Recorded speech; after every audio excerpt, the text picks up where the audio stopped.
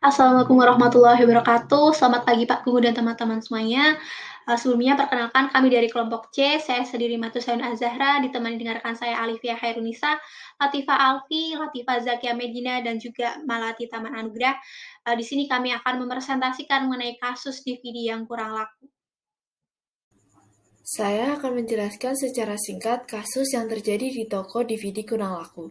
Seorang manajer di DVD kurang laku berkonsultasi mengenai masalah perusahaannya, yaitu berkurangnya pendapatan. Johnny, selaku manajer baru, mengetahui permasalahan tersebut setelah 3 bulan terjadi penurunan yang masif.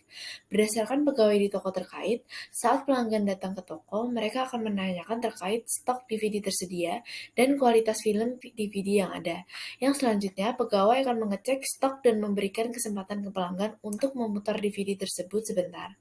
Saat transaksi, pegawai akan meminta pelanggan untuk menunjukkan kartu pelanggan dan kartu identitas sebagai jaminan saat menyewa. Jika pelanggan belum memiliki kartu pelanggan, maka diwajibkan untuk mendaftar dan memberi uang jaminan. Setelah menerima pembayaran, pelanggan akan diberi nota tunai persewaan rangkap dua di mana yang satu disimpan dan yang lain diberikan ke pelanggan sebagai bentuk konfirmasi pengembalian sewa. Toko DVD kurang laku memiliki pelanggan yang banyak, sehingga membuat toko menjadi ramai. Pelanggan merasa antriannya yang sangat panjang, terlebih saat hari libur, sehingga para pelanggan menjadi malas untuk menyewa di toko DVD kurang laku. Hal ini juga dikarenakan untuk menyewa DVD, pelanggan harus mengecek stok dulu tersedia atau tidak, dan DVD tersebut harus dicek atau diputar sebelum menyewa. Inilah yang membuat antrian semakin panjang. Selain itu, masalah lainnya yaitu kurangnya informasi yang didapatkan manajer dari karyawannya mengenai situasi toko. Hal ini membuat manajer tidak langsung mengatasi masalah-masalah yang ada di toko.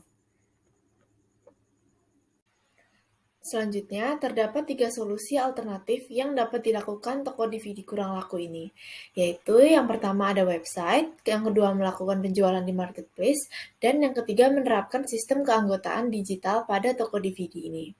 Solusi yang pertama, yaitu toko DVD kurang laku ini dapat membuat website khusus mengenai toko ini. Alternatif yang pertama, website tersebut dapat berisi terkait deskripsi DVD, seperti judul, durasi, dan sinopsis DVD. Selain itu, pelanggan juga dapat menemukan informasi terkait harga penyewaan DVD, jenis film terbaru, DVD yang masih tersedia, dan informasi pendaftaran. Tak hanya itu, dengan adanya website, pelanggan dapat melakukan peminjaman DVD secara online dengan mendaftar terlebih dahulu. Website tersebut juga dapat terintegrasi dengan seluruh cabang toko persediaan DVD tersebut. Dengan sistem yang terintegrasi, ketika pelanggan ingin meminjam DVD, tetapi di cabang toko yang ditujunya tidak tersedia, maka pelanggan dapat langsung melihat apakah stok DVD tersebut tersedia di cabang lain atau tidak. Dengan adanya sistem website ini dapat mengatasi masalah penyewaan manual. Pelanggan dapat meminjam dari mana saja dan setiap saat tanpa harus mendatangi toko, sehingga dapat mengurangi antrian di toko yang menyebabkan pelanggan malas untuk meminjam. Kemudian, pada uji kelayakan secara teknis, website ini dapat menyelesaikan permasalahan yang terjadi pada toko, yaitu berkurangnya antrian pelanggan. Kemudian, uji kelayakan secara operasional, toko DVD kurang laku dapat memberikan pelatihan untuk karyawannya agar dapat menjalankan website. Kemudian, toko juga dapat menggunakan seorang ahli khusus untuk membuat website toko ini. Kemudian uji kelayakan yang terakhir yaitu secara ekonomis. Toko DVD kurang laku membutuhkan lumayan banyak biaya untuk mengembangkan website ini. Solusi yang kedua adalah marketplace. Marketplace bisa menjadi salah satu alternatif dalam memasarkan DVD yang kurang laku. Pemilik toko bisa mencoba memasarkan produknya di marketplace seperti Shopee dan Tokopedia yang merupakan marketplace dengan pengguna terbesar. Selain itu, dengan menjual DVD di marketplace diharapkan dapat menjangkau lebih banyak konsumen. Model penjualan melalui marketplace ini juga dapat menyelesaikan permasalahan antrian panjang di toko dengan membeli DVD di marketplace, dan pembeli tidak perlu repot-repot mengantri berjam-jam. Untuk studi kelayakan teknis, Shopee dan Tokopedia merupakan marketplace dengan pengguna terbesar, maka banyak pelanggan yang sudah paham bagaimana cara memesan melalui marketplace tersebut. Yang kedua, operasional. Perusahaan dapat merekrut karyawan untuk menjadi admin marketplace dan memberikan pelatihan kepada karyawan tersebut.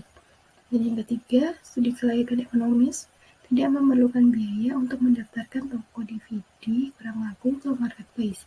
Walau begitu, manfaat yang didapatkan yaitu menambah pendapatan. Kemudian yang ketiga, keanggotaan digital pada toko DVD.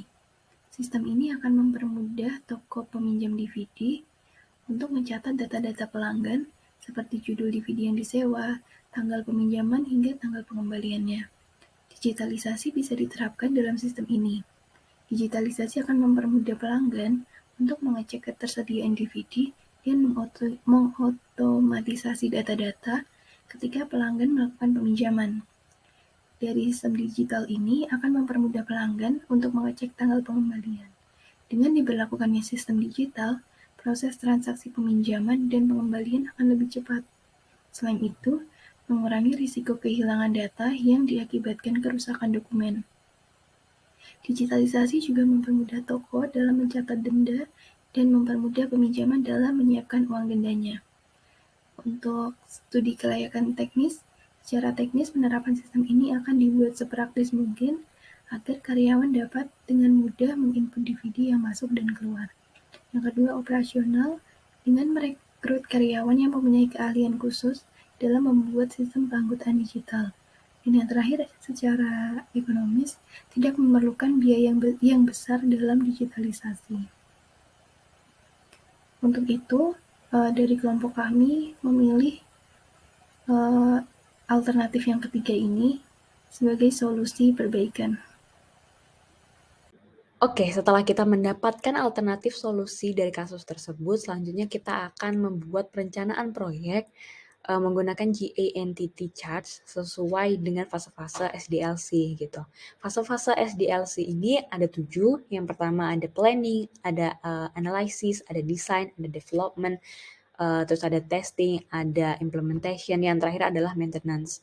Nah, untuk planning sendiri berisi tentang identifikasi dari permasalahan ataupun estimasi dari jangkauan proyek itu sendiri. Untuk analisisnya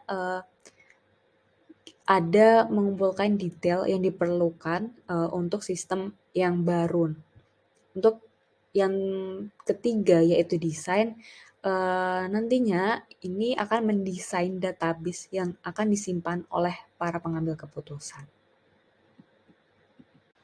Oke, di slide ini kita bisa melihat terdapat GANTT chart contohnya dari alternatif keanggotaan digital yang kita pilih gitu. Nah, di GANTT chart ini berguna dalam proyek, merencanakan proyek dan menentukan urutan tugas mana yang harus dilakukan terlebih dahulu gitu. Nah, hal-hal apa aja yang apa sih yang penting gitu di GANTT charts ini? Yang pertama ada urutan tugas, yang kedua ada durasi, yang ketiga ada tanggal mulai dan berakhir dari tugas itu. Nah, kalau teman-teman bisa lihat di sini ada panah yang apa sih yang menjelaskan bahwa kepentingan dari tugas yang harus diselesaikan terlebih dahulu gitu. Slide selanjutnya akan dijelaskan oleh teman saya. Terima kasih. Tahapan selanjutnya dari proses SDLC ini yaitu ada development.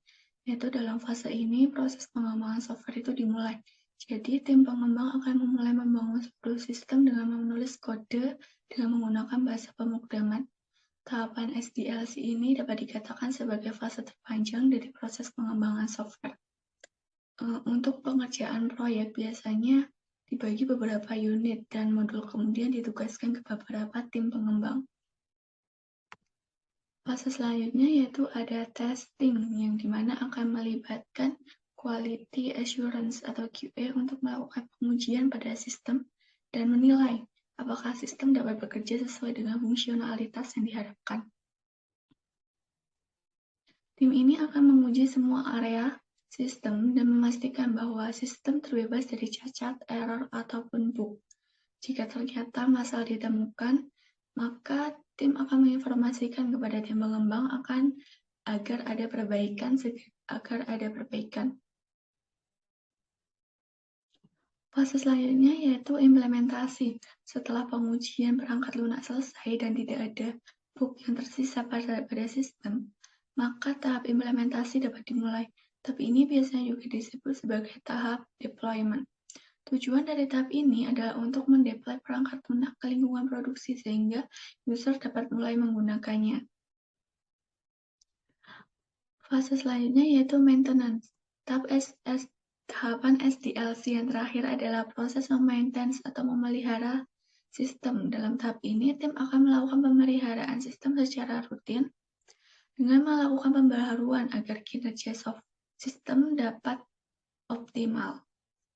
Alternatif keanggotaan digital pada DVD kurang laku, yaitu ada development. Di sini yang pertama kali dilakukan pada fase development yaitu membangun solusi. Membangun solusi di sini dari masalah-masalah yang ada, maka dicarikan solusinya untuk melanjutkan sistem dapat berjalan. Selanjutnya yaitu membangun sistem, menjalankan konversi data pengguna dan rencana konfigurasi sistem, mengembangkan rencana pengujian dan kinerja, keseimbangan rencana uji UAT atau end-to-end, mengembangkan masukan untuk daftar pemeriksa implementasi, mengembangkan dan memperbaharui kebijakan prosedur pengguna, memperbaharui matrik keterlacakan, dan meninjau pendanaan proyek. Fase selanjutnya di sini ada testing. Testing di sini pada DVD kurang laku yaitu menjalankan rencana pengujian sistem dan kinerja dan melaporkan hasilnya, mengembangkan konten rencana implementasi, melakukan pelatihan dan meninjau kesiapan operasional. Pada fase SDLC 2 terakhir ini ada implementasi dan maintenance.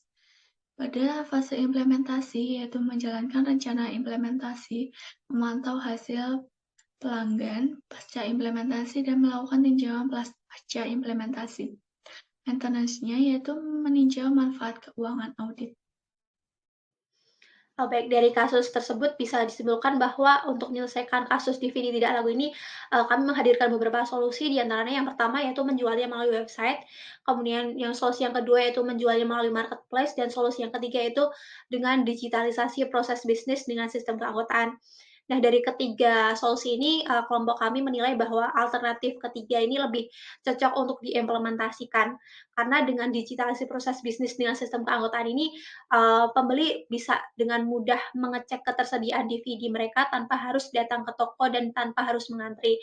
Nah, selain itu, dengan sistem keanggotaan ini, pemilik toko bisa dengan mudah memonitoring siapa-siapa saja yang meminjam video atau menyewa video dan sampai batas waktu kapan mereka menyewa video. Nah, dengan sistem digitalisasi proses bisnis dengan sistem keanggotaan ini, menguntungkan bagi kedua belah pihak, baik dari pemilik toko maupun dari pihak pembeli, di mana pemilik toko bisa mengontrol siapa saja yang meminjam atau menyewa DVD dan keuntungan dari pembeli sendiri, mereka dapat mengetahui stok DVD yang tersedia tanpa harus datang ke toko dan mengantri ke tokonya. Selain alasan-alasan tersebut, mengapa tim kami menilai bahwa digitalisasi proses bisnis dengan sistem keanggotaan ini lebih applicable untuk diterapkan, karena kalau misalnya penjual itu menerapkan alternatif pertama dan kedua, yaitu dengan menjual melalui website ataupun melalui marketplace, tidak ada opsi bagi calon pembeli untuk menyewa DVD, sehingga opsi yang tersedia hanya mereka membeli DVD. Padahal di sini pemasukan dari pemilik itu juga berasal dari penyewaan DVD, di mana dengan alternatif ketiga ini, calon pembeli itu bisa memilih opsi antara membeli DVD dan juga menyewa DVD.